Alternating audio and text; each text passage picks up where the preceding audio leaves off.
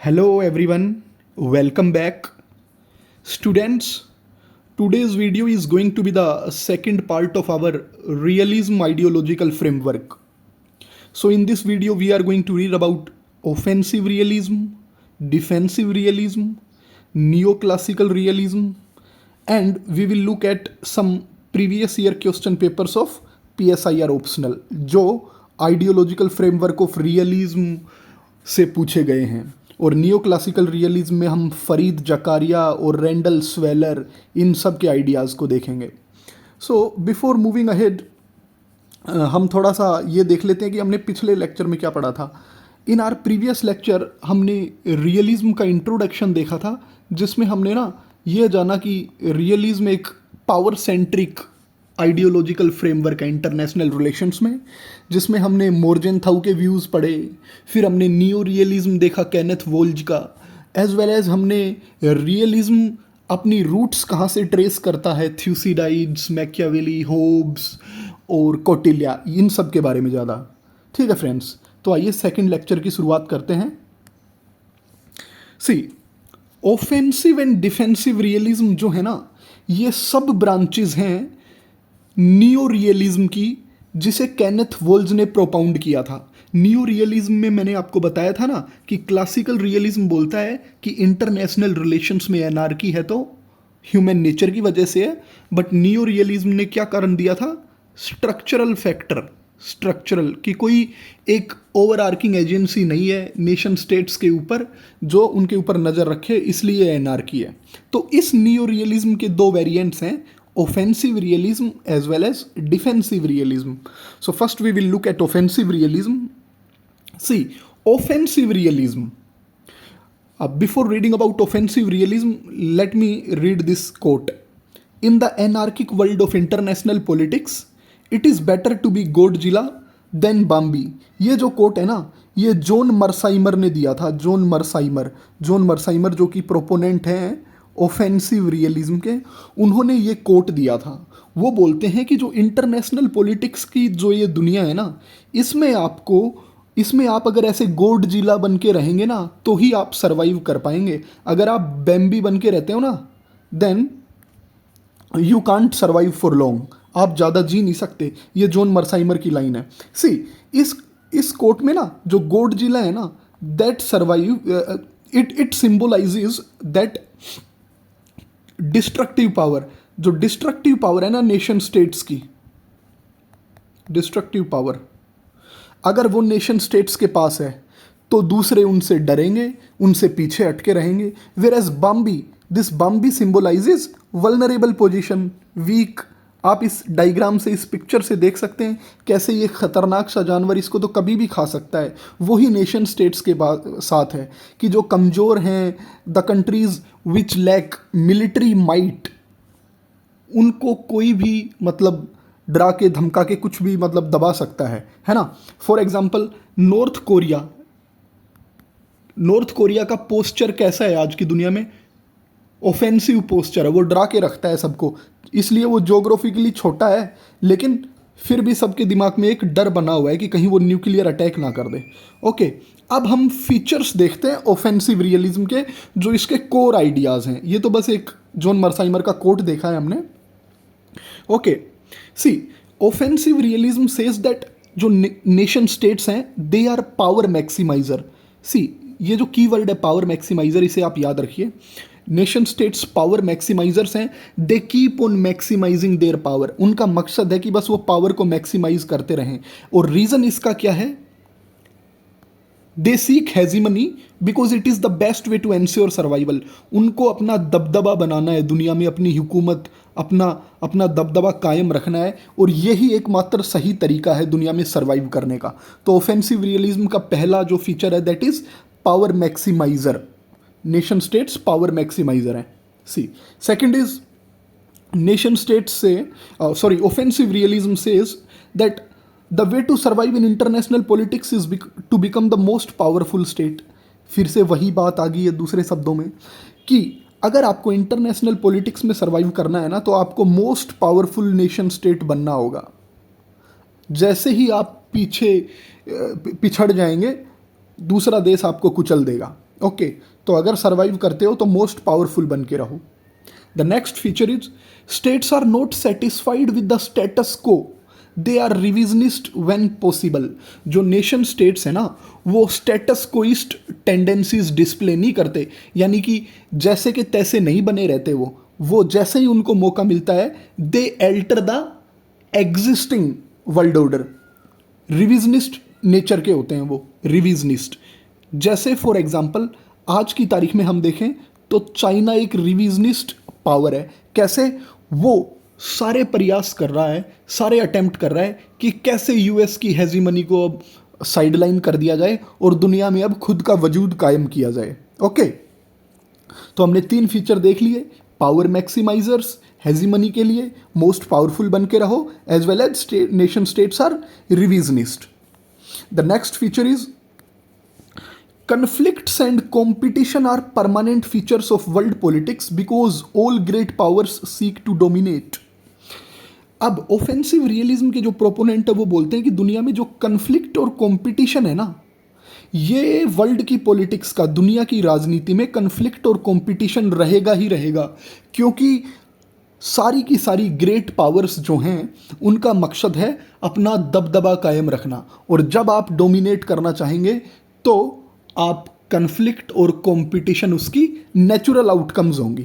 Okay, now next is offensive realism profess sabre rattling tactics should be encouraged. Offensive realism बोलता है कि जो sabre rattling tactics होती है ना, उनको एनकरेज करो। अब ये सेबर रैटलिंग टैक्टिक्स क्या होती हैं? Sabre rattling tactics means offensive posture. जैसे नेशन स्टेट्स को ना अपनी मिलिट्री बिल्डअप करना चाहिए, एक्सपेंड करते रहना चाहिए, अपनी मिलिट्री के ऊपर एक्सपेंडिचर करो, उसको मॉडर्नाइज करो, उसको न्यूमेरिकल स्ट्रेंथ उसकी इंक्रीज करो। फिर नेशन स्टेट्स को एक्सपेंड करना चाहिए। फॉर एग्जांपल आज चाइना यहाँ पे है, कल इसको लद्दाख की तरफ भी जाना चाहिए, इंडिया के नॉर्थ ईस्ट पे भी नज़र रखनी चाहिए। ये ऑफेंसिव रियलिज्म प्रोफेस करता है कि ऐसे ही होना चाहिए। ये इसके कोर आइडियोलॉजिकल फीचर हैं। और ये जो मिलिट्री बिल्डअप और मिलिट्री एक्सपेंशन है, इनको बोलते हैं सेबर रैटलिंग पोस्चर्स और सेबर रैटलिंग टैक्टिक्स। सो ये हमने सब सारे फीचर्स देखे हैं, कुछ 4 से 5 ऑफेंसिव रियलिज्म के। रिवाइज कर लेते हैं, आइए इन्हें। One is power maximizer, other one is nation states का जो कोर ऑब्जेक्टिव है वो है मोस्ट पावरफुल स्टेट बनना। Third is nation states are revisionist. Next is conflict and competition natural है अगर डोमिनेट करना चाहते हो। And last one is sabre rattling tactics encourage होनी चाहिए। Now moving on to the next part, that is defensive realism. अब defensive realism, इसके core features क्या हैं ये देखते हैं। See, states are security maximisers, their core objective is survival. अभी हमने ऊपर देखा कि ऑफेंसिव रियलिज्म कोर ऑब्जेक्टिव क्या बताता है? Power maximiser. But defensive realism postulates that states are security maximisers. States ना केवल अपनी सिक्योरिटी मैक्सिमाइज करते हैं, उनका एक ही मकसद है कि वो कैसे न कैसे सर्वाइव कर लें बस। स्टेट्स ना पावर को मैक्सिमाइज करने पे ध्यान नहीं देते। जैसे ही उनकी सिक्योरिटी एनश्योर हो जाती है कि अब हमारी सिक्योरिटी पे कोई खतरा नहीं है, हमारा जो सर्वाइवल है वो पीसफुली रहेगा, कोई उसमें इंस्टेबिलिटी नहीं आएगी, वही उनका कोर ऑब्जेक्टिव है, इसलिए वो सिक्योरिटी मैक्सिमाइजर है। डिफेंसिव रियलिज्म के लिए आप कीवर्ड याद रखेंगे, security maximizer. Next is defensive realism के जो प्रोपोनेंट हैं, they believe that too much power leads to security threat. अब डिफेंसिव रियलिस्ट बोलता है कि अगर ज़्यादा ही पावर के पीछे पड़ोगे ना तो दुनिया में सिक्योरिटी थ्रेट आ जाएगा, कोई भी सिक्योर नहीं रह पाएगा। There will be anarchy, instability और वॉर लाइक टेंडेंसीज विल इरेप्ट। बहुत ज़्यादा युद्ध जैसे हालात बन जाएंगे, एनार्की आ जाएगी, है ना, वॉर लाइक कंडीशंस हो जाएंगी अगर ज़्यादा ही नेशन स्टेट्स पावर के पीछे चलेंगे तो। अब नेक्स्ट फीचर क्या है जो डिफेंसिव रियलिज्म का है? दैट इज स्टेटस को is more rational then revisionism. हमने ऑफेंसिव रियलिज्म में ये देखा था कि वो बोलते हैं ऑफेंसिव रियलिस्ट कि नेशन स्टेट्स ना रिविजनिस्ट पावर है, वो एग्जिस्टिंग ऑर्डर है ना, एग्जिस्टिंग वर्ल्ड ऑर्डर है, उसको चेंज करना चाहते हैं, अपने हिसाब से चलाना चाहता है कोई भी नेशन स्टेट जैसे ही उसको मौका मिलता है। बट डिफेंसिव रियलिस्ट क्लेम करते हैं कि नहीं, revisionist tendencies leads to war like situations, revisionist नहीं होना चाहिए। स्टेटस को समझदारी है, जैसे दुनिया है ना अभी, जैसे एग्जिस्टिंग वर्ल्ड ऑर्डर है, एग्जिस्टिंग स्टेट ऑफ अफेयर्स है, ऐसे ही रहना चाहिए। Okay, otherwise it will wreak havoc across the world. Next feature of defensive realism is excessive military build-up and expansion are discouraged. जैसे हमने ऑफेंसिव रियलिज्म में देखा था ना कि सैबर रेटलिंग टैक्टिक्स को एनकरेज किया जाता है, वहीं डिफेंसिव रियलिज्म क्या बोलता है कि अगर आप ज़्यादा मिलिट्री बिल्डअप करोगे, एक्सपेंड करोगे ना, तो फिर क्या बोलते हैं, दिक्कत हो जाएगी, वर्ल्ड पीस डिस्टर्ब हो जाएगा। ये क्या बोलते हैं, नहीं होना चाहिए। मिलिट्री बिल्डअप और एक्सपेंशन केवल उतना ही होना चाहिए जो असेंशियल है आपकी सिक्योरिटी एंश्योर करने के लिए। ये जो आप हेजीमनी और डोमिनेट करना चाहते हो दूसरों को, ये सब छोड़ो आप। This is what defensive realist claims. Next is states can feel secure without dominating others if balance of power mechanisms work. अब डिफेंसिव रियलिस्ट बोलते हैं कि स्टेट ना सिक्योर महसूस कर सकते हैं बिना दूसरों के ऊपर दबदबा जमाए, अगर बैलेंस ऑफ पावर का मैकेनिज्म है, अगर वो सही तरीके से काम कर जाए तो। कैसे स्टेट्स एक साथ आके, for example balance of power क्या है, it is structural response to the conditions of anarchy, है ना। तो बैलेंस ऑफ पावर में क्या करते हैं, कई स्टेट्स एक साथ आ जाते हैं, जैसे 3 4 5 स्टेट एक साथ आ गए, किस लिए, एक जो बड़ा स्टेट है जो दुनिया के अंदर डोमिनेट या हेजीमनी करना चाह रहा है, उसको काउंटर बैलेंस करने के लिए। तो अब ये जब एक साथ आ गए 5 और ये इधर अकेला रह गया, तो इससे क्या होगा, इफेक्टिव डेटरेंस आ जाएगा। ये भी डरेगा कि कहीं ये 5 मेरे साथ मेरे ऊपर अटैक ना कर दें। तो इस एक का जो डोमिनेंस है वो नहीं रहेगा, बैलेंस ऑफ पावर में डेटरेंस इफेक्टिवली काम करेगा, इसलिए क्या होगा, पीस रहेगी। ओके, सो हमारा डिफेंसिव रियलिज्म यहीं एंड हो जाता है। अब हमने देख लिया कि डिफेंसिव रियलिज्म और ऑफेंसिव रियलिज्म में क्या सब्सटेंशियल डिफरेंसेस हैं। अब आगे चलने से पहले एक बार हम रिवाइज कर लेते हैं ऑफेंसिव और डिफेंसिव रियलिज्म को। ऑफेंसिव रियलिज्म में जॉन मर्साइमर के जो कोट हैं उसके साथ हमने शुरुआत करी, इस डायग्राम को देखा कि कैसे जो ताकतवर हैं वही सर्वाइव करते हैं दुनिया में, कमज़ोर को कोई नहीं पूछता। फिर हमने देखा कि पावर मैक्सिमाइजर्स जो स्टेट होते हैं वो ही सर्वाइव कर पाते हैं। देन मोस्ट पावरफुल स्टेट बनना सभी स्टेट्स का कोर ऑब्जेक्टिव है। Then states are revisionist, conflict और कंपटीशन होंगे अगर हेजीमनी और डिज़ायर टू डोमिनेट अदर्स रहेगा तो, और मिलिट्री पोस्चर और मिलिट्री और टेरिटोरियल एक्सपेंशन पे ज़्यादा एम्फेसाइज किया। डिफेंसिव रियलिज्म में बिल्कुल उसका ऑपोजिट है, totally antithetical to offensive realism की पावर मैक्सिमाइजर नहीं, सिक्योरिटी मैक्सिमाइजर।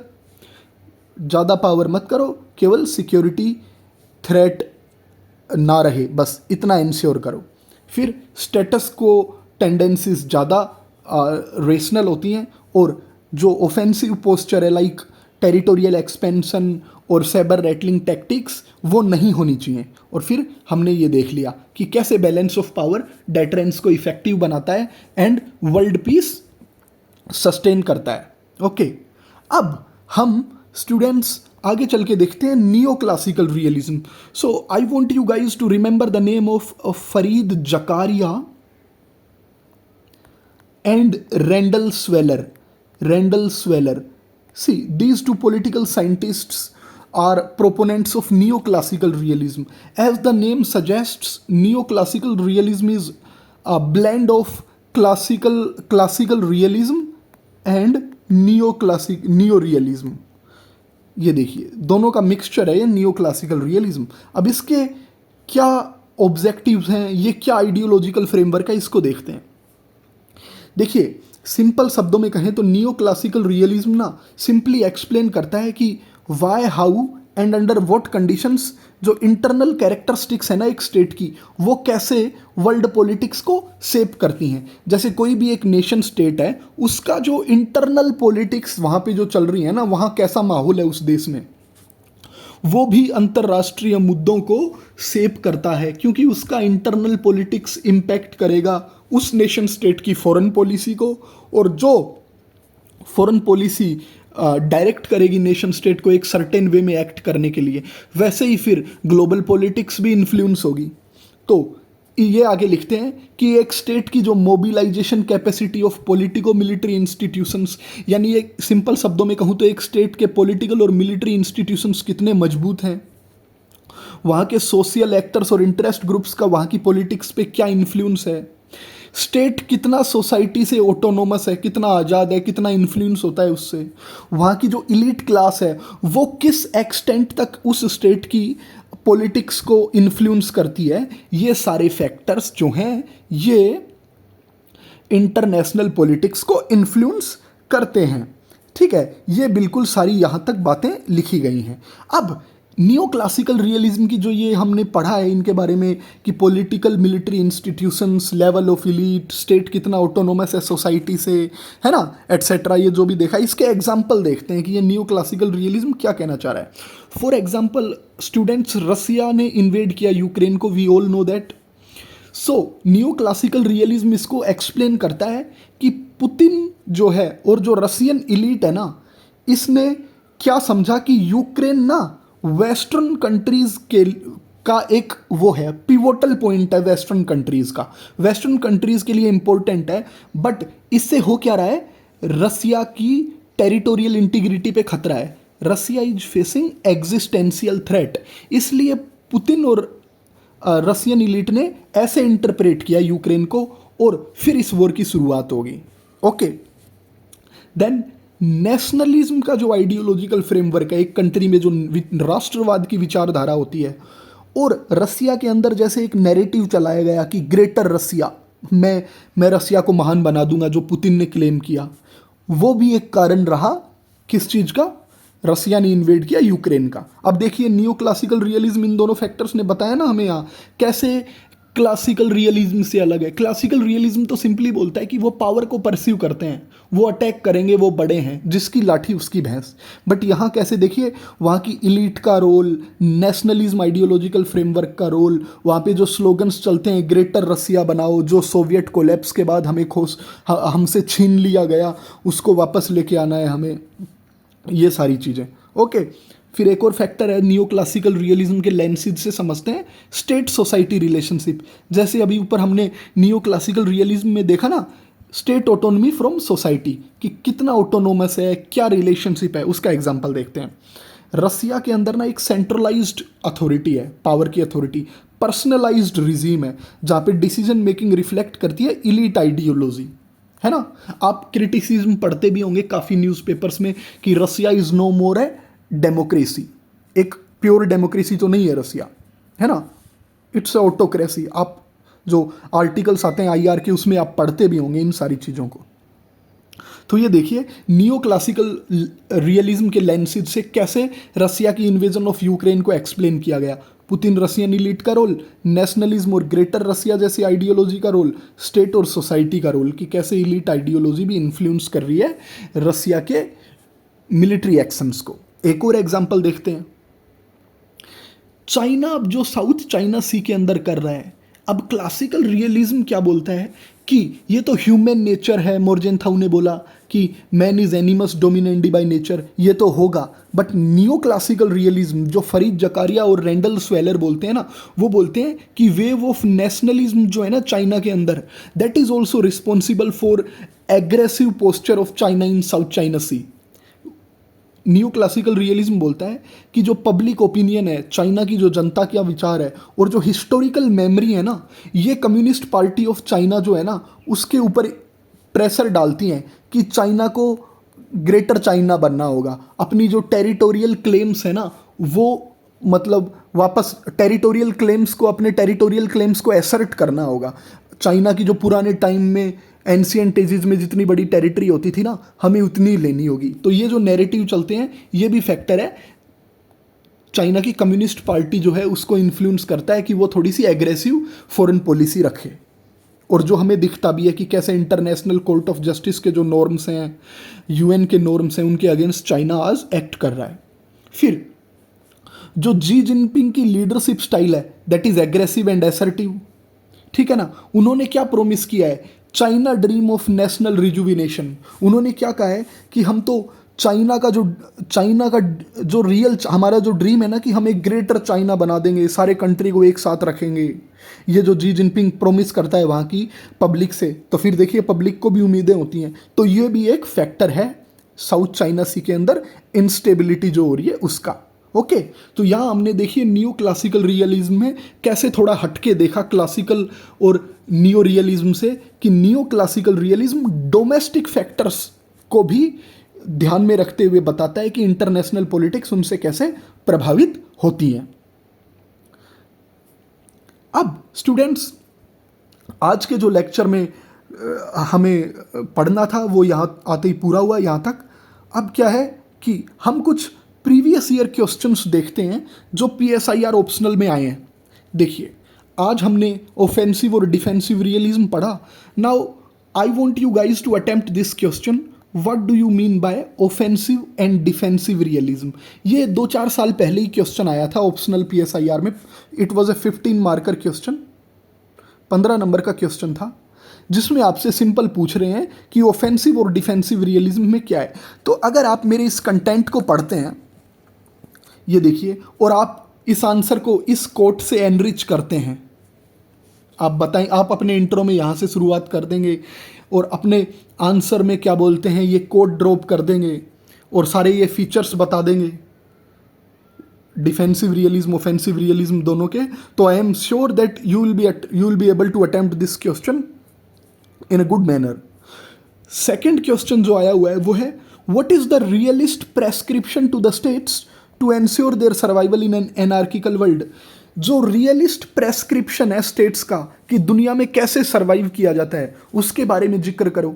अब इसको अटेम्प्ट करने के लिए मैंने अपने प्रीवियस लेक्चर में जो रियलिज्म की जहाँ से हमने शुरुआत की है उसमें बताया था कि रियलिज्म का जो क्लासिकल रियलिज्म है उसमें हेंस मोरजेंथाउ ने क्या बोला है, क्या प्रेस्क्राइब किया है, that self help is the only option, कोई काम नहीं आता, ठीक है ना। बाकी फिर आप आगे चल के ये बता देंगे जो अभी हमने इस लेक्चर में पढ़ा है कि कैसे नेशन स्टेट्स को अगर रियलिस्ट एंगल से सोचा जाए तो वो जब ही सर्वाइव करेंगे एनार्किकल वर्ल्ड में जब वो एक्सपेंड करेंगे, साइबर रेटलिंग टेक्निक्स डिस्प्ले करेंगे, मिलिट्री बिल्डअप करेंगे, ठीक है ना, ये सारी चीज़ें। तो आई एम श्योर कि आपको लेक्चर समझ आया होगा।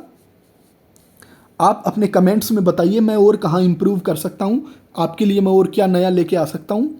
आज के लेक्चर में बस इतना ही।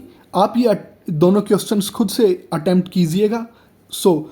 अब बस मैं आपसे यही कहूँगा कि प्लीज़ मेरे वीडियो को लाइक करें, शेयर करें, चैनल को सब्सक्राइब करें। Have a good day friends.